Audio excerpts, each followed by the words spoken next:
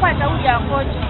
Obudde bugenze okuvaako eddiba nga tuli bataka ku nguudo z'ekibuga Kampala okulaba ebyokwerinda bwe biri ku lunaku luno olwokubiri ng'akakiiko k'ebyokulonda kagenda mu maaso n'okusunsula abeegwanyiza entebe ey'obukulembeze bw'eggwanga lino. Ku nkulungo ya Garden City ab'ebyokwerinda tusanzeewo basaamusaamu. Wano tetubandaddeewo ne twolekera ensambya ng'eno tusanzeeyo batonotono era ne tweyongerayo okutuuka ku nkulungo y'e Katwe. Wano abasirikale babadde bawerako era nga balina n'ekimotoka ekifuuyira amazzi agabalagala. Nga tukyetegereza embeera tubaguliziddwako nti Makindye waggulu ku ofiisi y'omubaka wa Makindye West Alan Sewanyana ennamuseze ku nnyoge era tusanze poliisi eri mu kwenyoolagana n'omubaka ono nga babadde bamugaana okukozesa ekkubo erimu naye kye yabadde takkiriza.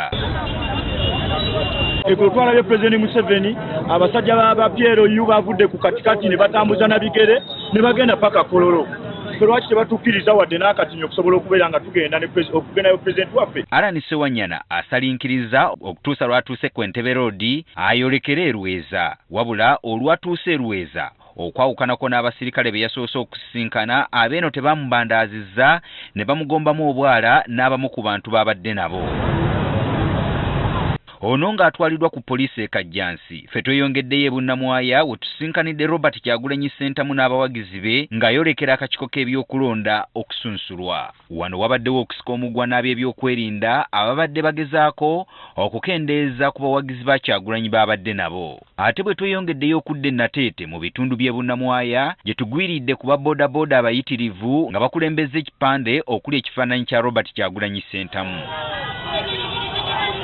E Nateete abantu ba bulijjo babadde bakola butassamu oyo okulagirira emmotoka okusobola okutangira akalippagano k'ebidduka. Wano e Nateete ku kadiba NUP weekubye olukuŋŋaana ab'ebyokwerinda we bali mu bungi ddala wadde nga ne bannakibiina beekozeemu omulimu okwaza buli muntu yenna ayingira mu kifo NUP weekubye olukuŋŋaana lwayo. Olunaku nga luno ffe tulumanyi bwe lutambula lusuubira abantu ab'enjawulo okuyingiramu okukola effujjo. Tobula nga twaladdewo abaana nga bakakkamu nga baddembe abaaza buli ayingira. As usual deployment nene it's more than expected era ekolebwa kuteekawo intimidation. Ne poliisi okuyingira etandika okutomera abaana ng'eri kagenderere abaana batambulira mu mirembe tukivumirira. Buli nkulungo mu Kampala oyinza okugamba nti ebadde enkambi y'ababyokwerinda aba buli kika. Ku luguudo oludda e Gayaza munnakibiina kya NUP Robert Kyagulanyi Ssentamu gy'abeera wamma obwedda abantu obalaba abo ng'addako abamusirikale. Ate ku kitebe kya NUP e Kavule wano wabaddewo n'emmotoka ez'ab'ebyokwerinda ezibadde obulindaalo okwaŋŋanga embeera yonna eyinza okubaawo. Ate bo abatambuza ebigere nabo babadde bangi ddala abatambulira mu bibinja eby'enjawulo okukakasa nti tewali aleeta ffujjo. Ebitundu ebimu ebyokwerinda obwedda byongera okunywezebwa kasita bawulira amawulire nti munna NUP Robert Kyagulanyi Ssentamu anaatera okutuukawo. Obwedda abasirikale bano abakalakana n'emigemerawala nga tebaagala kwoleka boonyi bwabwe ng'abasinga obungi obwedda bataddeko obukookolo ku maaso.